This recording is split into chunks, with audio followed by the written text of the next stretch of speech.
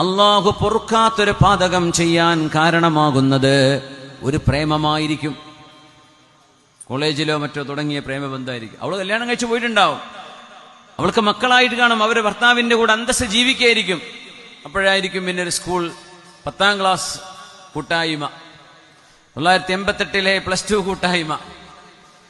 അപ്പൊ അന്ന് കാണുമ്പോ കൂടെ അന്ന് പിന്നാലെ നടന്നിരുന്ന ആളുകൾ, കൂട്ടുകാരികളും കൂട്ടുകാരന്മാരും കണ്ടുമുട്ടുമ്പോ ഇബ്ലീസിന്റെ ചില വർക്കുകൾ അവിടെ വർക്കൗട്ടാകും. നമ്മളെക്കാളും സ്മാർട്ടാണ് ഇബ്ലീസ് എന്ന് എപ്പോഴും മനസ്സിലാക്കണം. ഏറ്റവും വലിയ ടെക്നോളജി അവന്റെ കയ്യിലുണ്ട്.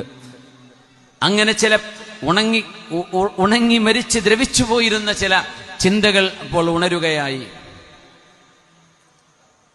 കെയറും സപ്പോർട്ടും എന്ന പേരിൽ ആ ബന്ധങ്ങൾ പുനർജനിക്കുകയായി. അന്തസ്സിൽ ജീവിച്ചിരുന്ന കുടുംബിനികൾ പിന്നെ ഇറങ്ങി ഓടുകയായി. കുടുംബമില്ല, മക്കളില്ല, ഭർത്താവില്ല, നാട്ടുകാരില്ല, ഒന്നുമില്ല. ഏതോ ഒരു ശാരീരിക സുഖത്തിന് വേണ്ടി ഇറങ്ങിപ്പുറപ്പെട്ടു. അത് കിട്ടിക്കഴിഞ്ഞപ്പോഴേക്കും അതിൻ്റെ എല്ലാ പൊലിമയും തീർന്നു.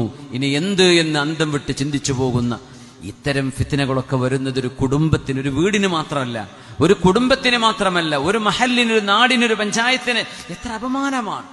അന്തസ്സിൽ ജീവിക്കേണ്ട, മനുഷ്യന്റെ വികാരങ്ങളെ നിയന്ത്രിക്കണമെന്ന് പഠിപ്പിച്ച മതമാണ് ഇസ്ലാം. ആദ്യത്തെ കൊലപാതകം നടക്കുന്നത് ഒരു പെണ്ണിന് വേണ്ടിയാണ്. ഇന്നും നടക്കുന്നത് അങ്ങനെ.